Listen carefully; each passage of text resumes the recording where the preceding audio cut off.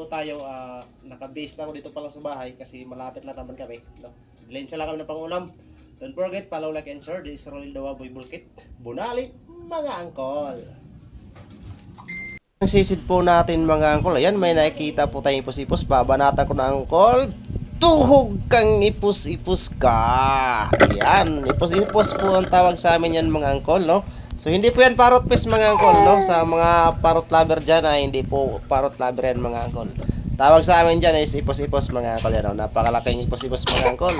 Alam nyo bang masarap sa paksiw yan? Hindi kayo perito mga angkol. So yun, sisid naman tayo ulit. Yan, may nakikita po tayong danggit mga angkol. Titirahin ko ng mga angkol. Baka tirahin pa ng iba. Ayan na, tirahin na. Tuhog kang danggit ka. Yan, danggit ang tawag sa amin dyan angkol. Yan. Hindi ko lang alam sa ibang lugar kung anong tawag nila dyan. Basta sa amin, danggit. O, kaori ng samaral yan. Maraming classic sing samaral. So yun mga angkol, another dive na naman tayo mga angkol. So yan, naghahanap naman tayo dyan ng pwede nating panain. Yan. So yun, may nakikita ko dyan mga angkol. Kung nakikita nyo yan, hindi ko rin makikita yan. Pero papanain natin yan mga angkol yan. Iyon, isang danggit din pala mga angkol. Iyon, maraming danggit dito sa amin mga angkol, no? So, nasa manggroban lang po kami naman yan mga angkol. Nagdilinsya lang po kami ng pangulam yan mga angkol. So, yan. Ganyan lang kadali mga angkol. Mamana yan, sisid naman tayo. Yan, suga-suga kung tawagin sa amin. Pero baga kung tawagin sa amin, suga naman sa Tagalog mga angkol. Yan.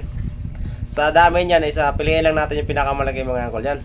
Yan, tinutukan ko rin malaki mga angkol. Yan, tuhog kang siga ka. Yun. Siga po sa Tagalog yan. Yan.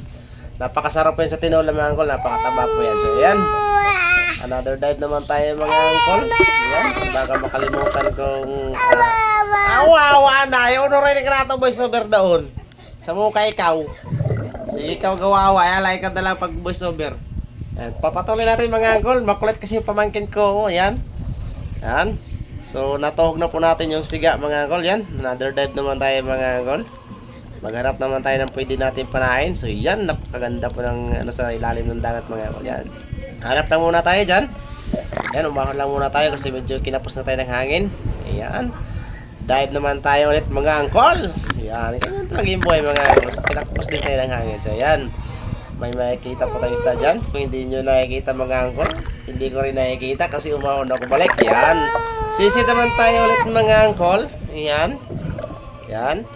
May hinahanap po tayo dyan. Sana po makakita tayo mga angkol. Ayan.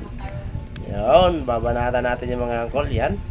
Hanap lang tayo ng hanap mga angkol. Malay natin may makikita po tayo sila yung dagat. Pangalawang ahon. Yan. Sisid naman tayo ulit mga angkol.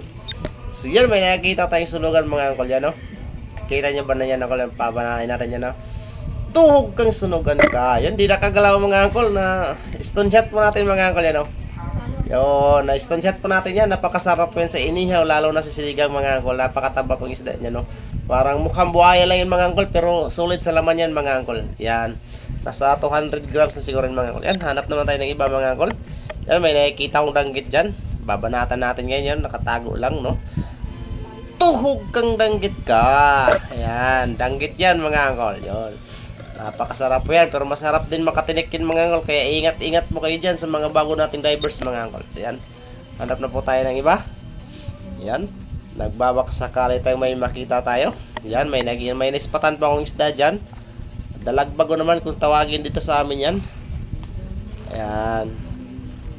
Yan ang mga angkol. Yan, nakikita ko na. So yan, medyo malabo ang tubig mga angkol kasi kaulan lang kasi dito sa probinsya namin, kaya medyo ganyan pa yung tubig, pero may portion naman na malinaw dyan mga angkol. So yan, nakatutok na po yung pana natin dyan mga angkol. Yan, babanatan na natin ganyan. So yan, no, napalaking dalagbago. Yun, tuhog kang dalagbago ka. Yan, dalagbago po ang tawag yan mga angkol dito. Yan, sa Tagalog is hinog. Kung tawagin yan sa Tagalog, no, hinog din yan sa Tagalog. Sa atin, kung tawagin, hilaw pa yan kasi hindi pa luto yan, hindi pa kasi hinog yan. So, ayan. Another sisid naman tayo mga angkol. Ayan.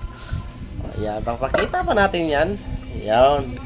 Another sisid. Mababaw lang yung ano namin dyan mga angkol. Nasa 2 din pa lang siguro yung mga isa't kalate lang. Ayan.